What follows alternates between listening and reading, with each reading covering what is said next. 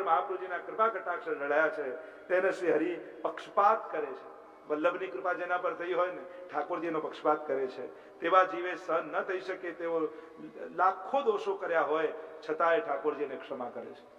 વલ્લભની જેના પર કૃપા થઈ હોય ને એને કરોડો દોષો ભલે કેમ ન થયા હોય પણ વલ્લભની કૃપા થઈ છે એટલે ઠાકોરજી એને પોતાનો ગણી ક્ષમા કરે છે. અપનો કર ગોકુલપતિ ભરત તાહી બાથે, જય જય શ્રી વલ્લભ પ્રભુ વિઠ્ઠલે સાથે. એના સર્વ દોષોને ક્ષમા કરે. આગળ કહ્યું જો ઇન્દ્રિયોની વૃત્તિઓ મૂર્છિત થઈ ગઈ હોય તો પણ પ્રાણ સંચાર વિના તે કાર્ય કરી શકતી નથી. તેવી જ રીતે ભગવત કૃપા વિના સર્વ સાધનો ઉદ્ભવતા નથી. જેમ બધી જ ઇન્દ્રિયો હોય, દેહ પડી ગયો હોય, મરી ગયો હોય, બધી ઇન્દ્રિયો હોય છે પણ એક ઇન્દ્રિયો કામ નથી કરતી કારણ કે પ્રાણ જતા રહે. એમ જ સર્વ સાધનો છે પણ જ્યાં સુધી ભગવત કૃપા ન થાય ત્યાં સુધી આ સાધનો કોઈ કામ આવતા નથી. જેમ પ્રાણ જતા રહે પછી ઇન્દ્રિયો કામ નથી લાગતી એમ કૃપા વગર આ કઈ કામ લાગતું નથી. 25મા શિક્ષાપત્રને વિરામ આપ્યો. 26મો શિક્ષાપત્ર 10 શ્લોકમાં હરિરાયજી પુષ્ટિજીવોના કર્તવ્ય સમજાવતા કહે છે કે પોતાના દાસોના હિત વિરુદ્ધ હોય તેવું શ્રી કૃષ્ણ કશું જ કરતા નથી. જેમાં ભક્તનું અહિત હોય એવું ઠાકોરજી કંઈ કરતા નથી. અને એટલા માટે પિતા જેમ બાળકનું હિત કરે એમ ભગવાન ભક્તનું હિત વિચારે છે. 6મા શ્લોકમાં કહ્યું કે હરિ સાથે સંબંધ જોડવાની યોગ્યતા આચાર્યજી દ્વારા પ્રાપ્ત થાય છે. શ્રી વલ્લભની કૃપા વગર જીવ પોતાનો સંબંધ પ્રભુ સાથે જોડી શકતો નથી. આમ 26મા શિક્ષાપત્રમાં સમજાવ્યું. 27મા શિક્ષાપત્રમાં 18 શ્લોકમાં હરિરાયજી પુષ્ટિ માર્ગમાં બાધક 40 દોષો અને સાધક 9 ગુણોનું નિરૂપણ કર્યું છે. અદ્ભુત વાત છે. 40 દોષો પુષ્ટિ માર્ગમાં કયા બાધક છે એ જો ગણાવવા જવું ને તો 40 દોષો ઉપર 7 દિવસ જોઈએ. સંક્ષિપ્તમાં કહું તો ધનનું અભિમાન, ઘરમાં આસક્તિ, કર્મનિષ્ઠા, સ્વર્ગની ઈચ્છા, લોકવેદમાં પ્રતિષ્ઠા, કુટુંબ પ્રેમ, લૌકિક વિષયોની ઈચ્છા, અધિકાર મદ, પાપમાં પ્રેમ, દુર્જનોનો પક્ષપાત, હૃદયની ક્રૂરતા, ગરીબોની ઉપેક્ષા, અક્ષમા, આ બધા દોષો છે ને એ ભાવમાં બાધક છે. એવા 40 દોષો ગણાવે છે. આ 40 ચોર છે જે આપણા ભાવને ચોરી જાય છે. તો 9 ગુણો જે પુષ્ટિ માર્ગમાં સાધક છે એને બતાવતા કહ્યું કે 9 વસ્તુ સાધક છે. જો તમારા જીવનમાં 9 વસ્તુ ટકી રહી તો ભાવ આવવાની. કહ્યું ભગવત ભાવમાં, ભગવત માર્ગમાં સ્થિતિ, પુષ્ટિ માર્ગમાં મારી સ્થિતિ બની રહે. પુષ્ટિ માર્ગ એ ફળની આકાંક્ષા, પરમ ફળ ઠાકોરજી છે એની ઈચ્છા. ત્રીજું લૌકિકમાં વિરક્તિ, કૃષ્ણમાં આસક્તિ, સત્સંગ, મહાપ્રભુજીનો આશ્રય, પ્રભુમાં દ્રઢ વિશ્વાસ, પ્રભુ માર્ગની વિરુદ્ધ લૌકિક વૈદિકનો ત્યાગ અને ભગવત દર્શનની અભિલાષા અને તત્પરતા, આ વસ્તુ. અને 10મું સેવામાં બાધક જે કહ્યું છે. આ 9 વસ્તુ જો જીવનમાં રહી તો આ ભગવત ભાવ જીવનમાં પ્રગટવાનો. 27મા શિક્ષાપત્રને વિરામ આપીએ. 28મો શિક્ષાપત્ર 24 શ્લોકમાં હરિરાયજી સ્વદોષ દર્શન અને કૃપા યાચના સમજાવે છે. હું સર્વ સાધનહીન છું, માત્ર ભગવત શરણાગતિ વિરહયુક્ત છું, માટે મને દર્શન પ્રભુ આપો એવી યાચના વૈષ્ણવે કરવી. તમે ભક્તો માટે પ્રગટ થયા છો માટે મારો ઉદ્ધાર કરો. મારા દોષને ભૂલી જાઓ પ્રભુ. નિર્ધન મનથી દીન, અત્યંત દુઃખી, શોક મોતી ભયથી વ્યાકુલ, મારા પર કૃપાનું દાન કરો. આમ યાચના કરે છે હરિરાયજી. આ રીતે પ્રભુ માટે ઉદ્ગાર કરવા આપણે. ઘરમાં રહેલો સૌ મારા ભાવનો નાશ કરવામાં તત્પર છે, તેમનાથી મને બચાવો. ભગવદથી હું તેજાયેલો છું, ચિંતારૂપી મહાસાગરમાં હું ડૂબેલો છું, મને કૃપા કરીને આપ પ્રભુ ઉગારો એવી વિનંતી પ્રભુને કરવી. આગળ 29મા શિક્ષાપત્રમાં 7 શ્લોકમાં ભગવત ધર્મના પાલન અને બુદ્ધિની દ્રઢતાનો ઉલ્લેખ કર્યો. સત્સંગ, કૃષ્ણ સ્મરણ અને શરણાગતિ રૂપ સાધનો વડે બુદ્ધિની રક્ષા વૈષ્ણવે કરવી. તેના અભાવમાં સર્વ કૃતિ વ્યર્થ થઈ જશે એમ હરિરાયજી સમજાવ્યું. બુદ્ધિનું રક્ષણ કરવું હોય તો આટલી વસ્તુ જીવનમાં રાખવી તો બુદ્ધિની રક્ષા થાય. એક, મહાપ્રસાદનું ભક્ષણ કરવાનો આગ્રહ. પ્રભુને ધર્યું એ જ લેવાનું તો બુદ્ધિનું રક્ષણ થાય. બીજું, પ્રભુની સેવા કર્યા કરવું. ત્રીજું, સદા સત્સંગ કરવો.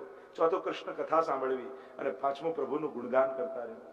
આટલી વસ્તુ જીવનમાં રહી તો બુદ્ધિનું રક્ષણ રહેશે. 30મા શિક્ષાપત્રમાં 24 શ્લોકમાં બુદ્ધિની રક્ષાનો ઉપાય શ્રી હરિરાયજી સમજાવ્યા છે. પ્રધાન વિષય દેશ, કાળ, દ્રવ્ય, કર્તા, કર્મ અને મંત્ર, આ 6 ની શુદ્ધિ હોય તો કર્મ માર્ગ ફલિત થાય.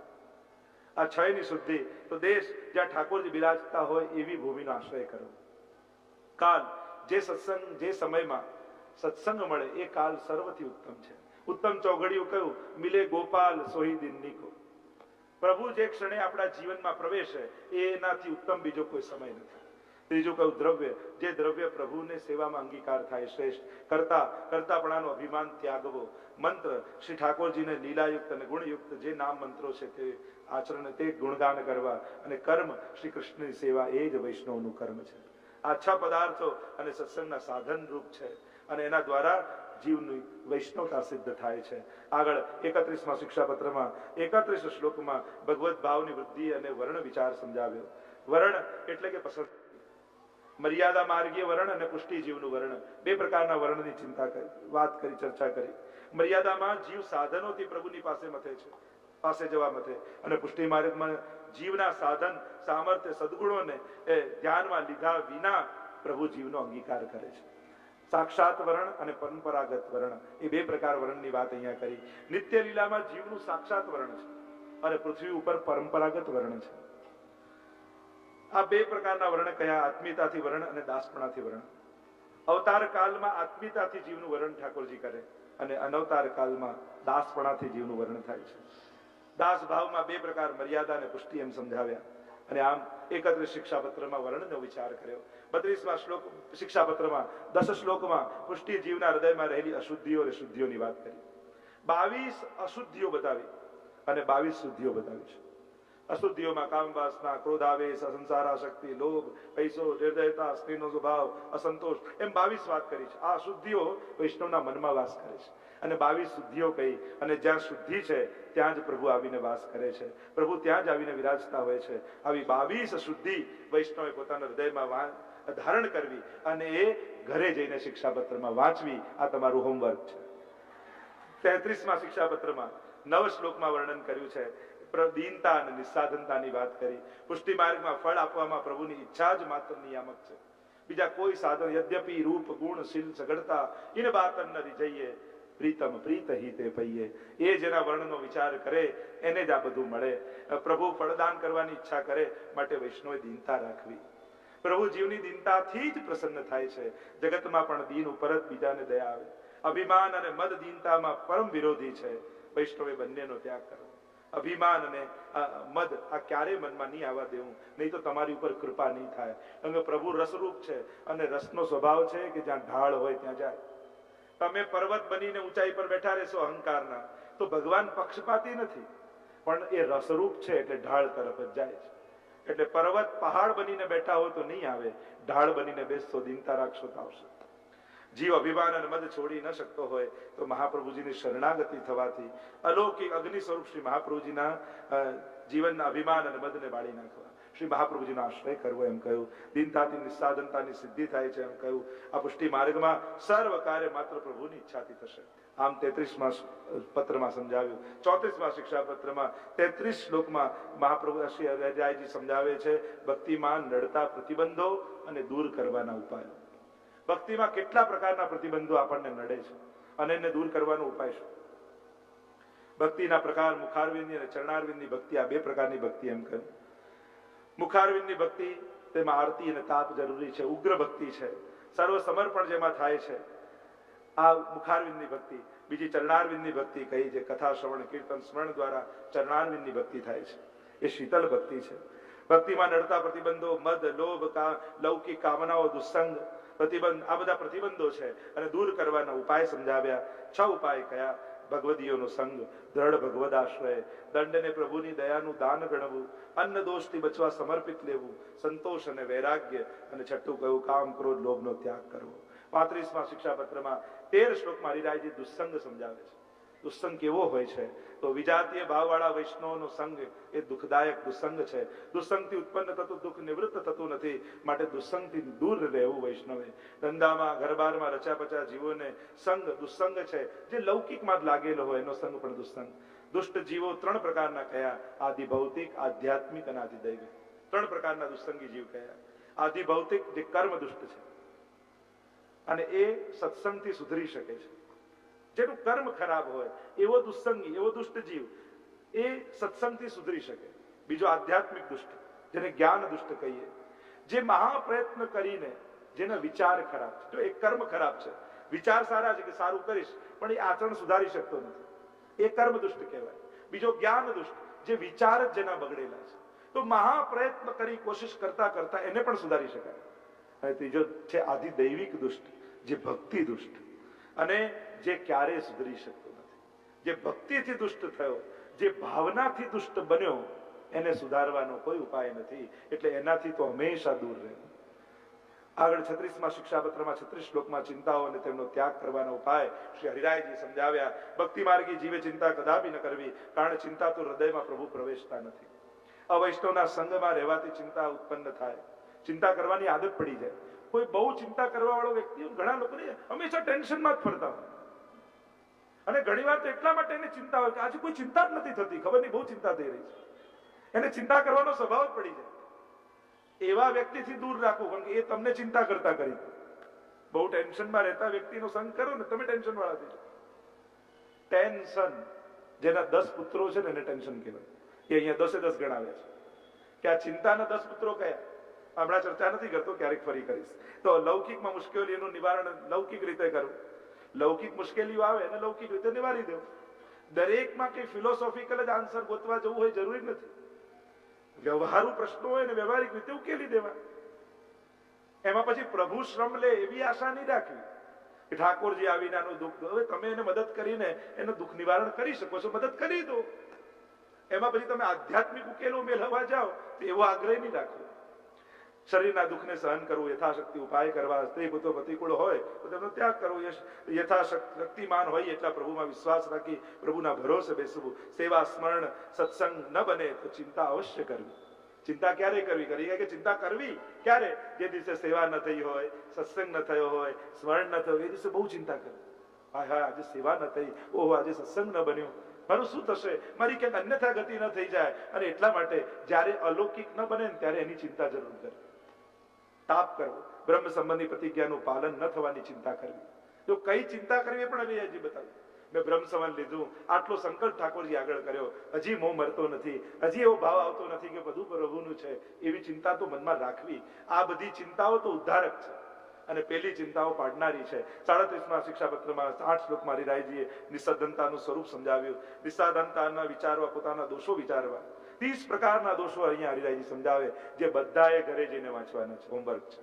અને અહીંયા કહ્યું કે અમે તો નિસ્સાધન જીવો છીએ. અને અહીંયા 37માં શિક્ષાપત્રને વિરામ આપ્યો. 38માં શિક્ષાપત્રમાં 19 શ્લોક, કારણ કે બધું હું કહી દઈશ તો તમે શું કરશો પછી ઘરે? અને એટલે ઉતાવળે લઉં છું કે આ બધું હું કહી દઈશ તો તમે ઘરે જઈને વાંચતો શું? થોડું બાકી રાખવું જોઈએ. ટીચર પણ હોમવર્ક આપે ને કે આ ભણાવ્યો, ઘરે જઈને હોમવર્ક કરજે એટલે પાકું થઈ જાય. એટલે હું જે કહું હોમવર્ક એ બધા વાંચવાનું છે. શિક્ષાપત્ર 38 શ્લોક 19માં પ્રભુ વિના વિવિધ સ્વરૂપોનો વિચાર એમ કહ્યું. શ્રી કૃષ્ણ રસાત્મક છે અને સર્વ અવતારોને ધારણ કરવાના છે. અક્ષરધામ એવા વ્યાપી વૈકુંઠ, ત્યાં તેઓ બ્રહ્માનંદ રૂપે લક્ષ્મીજી સાથે બિરાજે છે. શ્રી કૃષ્ણ તો સ્વયં પૂર્ણ પુરુષોત્તમ છે, પૂર્ણાનંદ છે, તો ગોલોકધામમાં બિરાજે છે અને સદાય ગોલોકધામ વ્રજમાં નિત્ય સ્થિતિ છે. રમા વૈકુંઠવાસી વિષ્ણુ શ્રી હરિ વિભૂતિ સ્વરૂપ છે. પ્રદ્યુમ્ન, અનિરુદ્ધ, સંકર્ષણ, વાસુદેવા વ્યુહાવતાર ભગવાનના. જો પ્રભુના વિવિધ સ્વરૂપો કેટલા છે, શાસ્ત્રોમાં કેટલા પ્રકારના ભગવત સ્વરૂપો કયા છે, એની વાત અહીંયા અદભુત રીતે હરિરાયજી સમજાવી છે.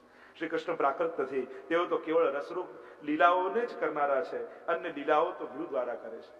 વ્રજમાં મર્યાદા સહિત કેવળ ધર્મી સ્વરૂપે બિરાજે છે. મથુરા, દ્વારકા સર્વ ધર્મયુક્ત સ્વરૂપે બિરાજે છે. કૃપા ગુણથી શ્રી કૃષ્ણ પરાધીન છે. શ્રી કૃષ્ણના પરમાનંદની પ્રાપ્તિ માટે શું કરવું? તો કહ્યું તેમની સ્વમાર્ગીય રીતે તનુવિત્તજા સેવા કરવી, ભગવદીઓ સાથે નિવેદનનું અનુસંધાન કરવું, પ્રભુમાં દ્રઢ વિશ્વાસ રાખવો, ચિત્ત શુદ્ધિ માટે ધર્મ માર્ગની પ્રવૃત્તિ અને શ્રીમદ મહાપ્રભુજીમાં દ્રઢ શ્રદ્ધા રાખવી. 39માં શિક્ષાપત્રમાં પ્રવેશ કરી 5.5 શ્લોકમાં હરિરાયજી સમજાવે, વૈષ્ણવનું પરમ કર્તવ્ય ભગવત સેવા છે. દુરારાધ્યસ્ય સેવૈવ વશીકરણ સાધનમ, કૃષ્ણ સેવા પ્રકુર્વંતો ભાગ્યવંતો જનાવતા. પ્રભુને વશ કરવાનું એકમાત્ર સાધન જે દુરારાધ્ય છે, જેની આરાધન કઠિન છે, પરવશ જે સર્વતંત્ર સ્વતંત્ર છે, એવા પ્રભુને પણ વશ કરવા હોય તો એકમાત્ર સાધન એ સેવા છે. સેવાને કારણે પ્રભુ તમારે વશ થઈ જાય. જેમ ઘરે કોઈ નવો કામવાળો રાખ્યો હોય ને, ત્યારે આપણને એને ચિંતા હોય કે ક્યાંક મને કાઢી ન મૂકે. પણ 1 વર્ષ થઈ જાય એને ઘરમાં અને બધાને એની આદત પડી ગઈ હોય, પછી બધાને ચિંતા એ થાય કે આ જતો ન રહે. એટલે એના ટાઈમે જમી લે, એના ટાઈમે નહીં લે, બધું એના ટાઈમે ચાલતું હોય. ટાઈમ ટેબલ મોટા મોટા શહેરોમાં ચલો બધા જમી લો, હમણાં કામવાળો આવતો છે. એટલે એને કારણે જમવામાં ઉતાવળ કરવા, બધું એના પ્રમાણે ગોઠવાય. કેમ? કારણ કે હવે એની આદત આપણને પડી. એમ હરિરાયજી પણ એમ જ કહે છે સેવા નવી નવી પધરાવે ને ત્યારે જીવને ચિંતા હોય કે સેવા થશે કે નહીં, કેમ કરી. પણ હરિરાયજી કહે સેવા કરતા કરતા કરતા કરતા કરતા કરતા કરતા કરતા કરતા પ્રભુને તમારી એવી આદત પાડી દો કે ઠાકોરજીને ચિંતા થાય કે આ મારી સેવા છોડીને જતો ન રહે. કારણ કે પ્રભુને તમારી આદત થઈ જાય અને કંઈક સંસારમાં પ્રતિકૂળતા આવે ને તમને હવે સેવા નહીં બને એટલે ઠાકોરજી તરત અનુકૂળતા કરી દે કે જો આ પ્રતિકૂળતા રહી તો અમારી સેવા છોડી દેશે. વશીકરણ સાધનમ, પ્રભુને વશ કરવાનું એકમાત્ર સાધન એ પ્રભુ સેવા છે. 40મા શિક્ષાપત્રમાં કહ્યું સ્વદોષ ચિંતન અને અંતરતાપ ક્લેશનું નિવારણ. 21 પ્રકારના દોષોનું ચિંતન કર્યું છે અને 21 પ્રકારના દોષો કયા છે, કેટલા દોષો છે અને જેનો શ્વાસ જતો રહ્યો હોય તેને ઔષધિ પણ શું કરે, તેમ મારામાંથી ભાવ જતો રહ્યો તો પછી ક્યાંથી સેવા આદિ પણ હું શું કરી શકીશ. 6થા શ્લોકમાં શિક્ષાપત્રમાં 40મા શિક્ષાપત્રમાં હરિરાયજી કેવી દીનતા કરે છે કે જેનો પ્રાણ જતો રહે એને ગમે તેટલી સારામાં સારી ઔષધિ ખવડાવો પણ ઔષધિ એને કોઈ કામ લાગતી નથી. એમ હરિરાયજી કે જો ભાવ જતો રહે ને પછી ગમે તેટલા ઉત્તમમાં ઉત્તમ સાધન એને લાવી આપો, કોઈ ઊંચામાં ઊંચા તીર્થમાં એને લઈ જાઓ, કોઈ મોટામાં મોટા સ્વરૂપ પાસે મૂકી દો, પણ ભાવ જતો રહ્યો તો એ ગમે તેટલી સારી ઔષધિ પણ એનું કઈ કરી નથી. અને એટલા માટે ભાવની રક્ષા કરો. વારે ઘડી હરિરાયજી એક જ વાત શિક્ષાપત્રમાં કહે છે, ભાવ જવા દેતા નહીં. કારણ કે ભાવ ગયો તો બધું જ ગયું, લૂંટાઈ જશે. તમારી સગળી નિધિ એ તમારી અંદર પ્રગટેલો ભાવ છે, એની રક્ષા કરજો. અને 41મા શિક્ષાપત્રમાં ફાઇનલી આપણે 41મા શિક્ષાપત્રમાં આવ્યું. મેં કહ્યું બધું પૂરે 6 વાગ્યા નથી, 2 મિનિટ બાકી છે. 41મા શિક્ષાપત્રમાં 12 શ્લોકમાં શ્રી હરિરાય મહાપ્રભુજી આજ્ઞા કરે. પહેલા શ્લોકમાં કહું કે સર્વ લૌકિક કાર્ય પ્રભુ સેવામાં ઉપયોગી હોય તે પ્રમાણે કરવા. લૌકિક કરવાની ના નથી, પણ એના કેન્દ્રમાં જો પ્રભુ રહે ને તે લૌકિક પણ અલૌકિક બની જાય. લોડાને પારસમણી અડે તે સોનું બની જાય. એમ લૌકિક કર્મનો ઉદ્દેશ્ય જો અલૌકિક હોય તો એ કાર્ય અલૌકિક બની જતા હોય છે, ઉદ્ધારક બની જતા હોય છે. તો બધા કામોમાં પ્રભુનો જ વિચાર કરવો, લૌકિક ચિંતન કરવું વૈષ્ણવ માટે યોગ્ય નથી. પ્રભુ ચિંત્યો ન લૌકિકમ, તો લૌકિક ચિંતા વૈષ્ણવે નહીં કરવી, કારણ કે એના માથે તો ઠાકોરજી બિરાજે છે. જો આટલી વસ્તુ છે, પ્રભુ મારી સાથે છે, પ્રભુ મારી માટે છે અને પ્રભુ મારી માથે છે. ઘણા એમ માને કે પ્રભુ મારી માટે જ છે એટલે જે કામ હોય પ્રભુને બતાવો, આ કરી આવ, આ કરી આવ, આ કરી આવ, આ કરી આવ. ઘર મારી માટે જ ન હોય. ઘણા કે પ્રભુ મારી સાથે છે, હું મહેનત કરીશ, હું પુરુષાર્થ કરીશ, પ્રભુ મારી સાથે છે. પણ વૈષ્ણવ તો એમ કહે કે પ્રભુ મારી માથે છે. અને જેની માથે ઠાકોર વસુદેવજીની માથે આવ્યા, કેવી બેડીઓ ખુલી ગઈ, કેવા રસ્તાઓ મળી ગયા. એમ જેની માથે ઠાકોરજી બિરાજે છે એને સંસારના બધા રસ્તાઓ ખુલી જતા હોય છે. એને કોઈ રોકી શકતું નથી, એને કોઈ બાંધી શકતું નથી. એને સઘળા માર્ગો પ્રભુ પ્રશસ્ત કરી આપે છે. 3જા શ્લોકમાં અદ્ભુત વાત કરતા કહ્યું હરિરાય, શુદ્ધ ભાવો પ્રભુ સ્થાપ્યો ન ચાતુર્યમ પ્રયોજકમ અંતર્યામી સમસ્તાનામ ભાવમ જાનતી માનસમ. પ્રભુએ શુદ્ધ ભાવ તમારા હૃદયમાં સ્થાપ્યો છે. ચતુરાઈ ન વાપરશો, કારણ કે અંતર્યામી સમસ્તાનામ ભાવમ જાનતી માનસમ. એ અંતર્યામી છે, તમારા ઘટઘટની તમારી દરેક ભાવને જાણનારો એ છે. બધાને છેતરી શકશો પણ એને છેતરવાનો કોઈ ઉપાય નથી. અને એટલા માટે શુદ્ધ ભાવો પ્રભુ સ્થાપ્યો. પ્રભુમાં શુદ્ધ ભાવ સ્થાપો, નિશ્ચલ ભાવ રાખો, કોઈ છલ કપટ મનમાં નહીં રાખો. જેવા છો. ઘણા લોકો કે લોકો અમને સમજી શકતા નથી, તો આવો અઘરો થાય છે કેમ કે સમજાય? કેમ ન સમજી શકે? સીધા રહો તો કેમ ન સમજાય? આપણે એવા ઉકેલ માંગતા કોયડા જેવા કેમ બનેલા રહીએ છીએ કે લોકો ઉકેલવા જાય પણ ઉકેલાય જ નહીં. તમે છો એવા કે સામેવાળા કેમ ન સમજે? સહજ હશો તો સામેવાળાને કેમ ન સમજાવો? સ્વાભાવિક થઈ જાવ, સરળ થઈ જાવ. જેવા છો એવા છીએ. સહજ શુદ્ધ ભાવ પ્રભુ સ્થાપો. પ્રભુમાં શુદ્ધ ભાવ રાખો, સહજ બનીને ભાર નહીં રાખવું. જીવન સરળ બની, સહજ બની, સ્વકર્તવ્યોમાં લાગેલા રહેવું. પ્રભુની કૃપા તો થાય છે. મેં તો મારા જીવનમાં અનુભવ કર્યો છે, જો તમારો ભાવ શુદ્ધ હોય, નિર્દોષ હો, સહજ હો, તો તમારું સઘળું ઠાકોરજી કરી આપે છે. સઘળું કરે છે. અને આ ઉધાર વાતોથી નથી કહેતો, હું મારા જીવનના અનુભવ પરથી કહું છું. અને આ વાત તમારો અનુભવ બને. તમારી નિષ્ઠા હોય અને ભાવના સહજ હોય, શુદ્ધ હોય, સઘળું પ્રભુ કરે છે. એમ કલ્પ્યું ન હોય ને તમે એવું ઠાકોરજી કરી આપે છે, ધાર્યા કરતા વધારે કરે છે. આ મારો અનુભવ છે. અને તમે પણ જો એવો ભાવ રાખશો ને, ભરોસો રાખશો ને, જેટલો જેનો ભરોસો મજબૂત એટલી ચિંતા ઓછી, અને જેટલો ભરોસો કમજોર એટલી ચિંતા વધારે. ભરોસો રાખો, એ કરનારો છે અને કરે છે, મેં જોયું છે. અને 12મા શ્લોકમાં હરિરાયજી કહે, જેઓ શ્રી મહાપ્રભુજીના શરણે આવી તેમના દાસ થયા છે, તસ્માદ આચાર્ય દાસૈસ્તુ મત ઈચ્છયા ક્ષાયામ તદા સ્થિતૈ સદા સ્થિતૈ. અને તેઓ સદા મારી શિક્ષા પ્રમાણે સદાય રહેવું, એવા વૈષ્ણવોએ તો પ્રભુની સેવા કરવી, જેથી સર્વથા સર્વ કંઈ સિદ્ધ થાય. જેઓ મહાપ્રભુજીના દાસ થયા છે, હરિરાયજી કહે, એમણે મારી શિક્ષા પ્રમાણે જીવવું. આજે 41 શિક્ષા પત્રોમાં હરિરાયજી તો શિક્ષા આપી, આપણે આજ્ઞા માની, અને ગોપેશ્વરજીને નહીં, આપણને સૌને આ પત્રો લખી હરિરાયજી આજ્ઞા કરી છે, જેથી સર્વથા સર્વ કાંઈ સિદ્ધ થાય છે. જો આ ભરોસો હરિરાયજીના વચન પર તમને હશે તો તમારા સઘળા મનોરથો ઠાકોરજી સિદ્ધ કરી દેશે. આ નિશ્ચિત વાત છે. શિક્ષા પત્ર એ કલ્પ વૃક્ષ છે, અને એ જે આજ્ઞા જેને જેને પાળી છે, એને આજ સુધીના જેટલા વૈષ્ણવો આ શિક્ષા પત્રને જેને જેને વાંચ્યું છે, વૃત્તિ રૂપે સ્વીકાર્યું છે, એના સઘળા કાર્યો મહાપ્રભુ સિદ્ધ કર્યા છે.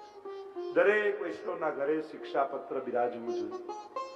કોઈ પણ વૈષ્ણવનું ઘર 84-252 વૈષ્ણવની વાર્તા, 16 ગ્રંથ અને શિક્ષા પત્ર આટલા વગરનું ન હોવું જોઈએ.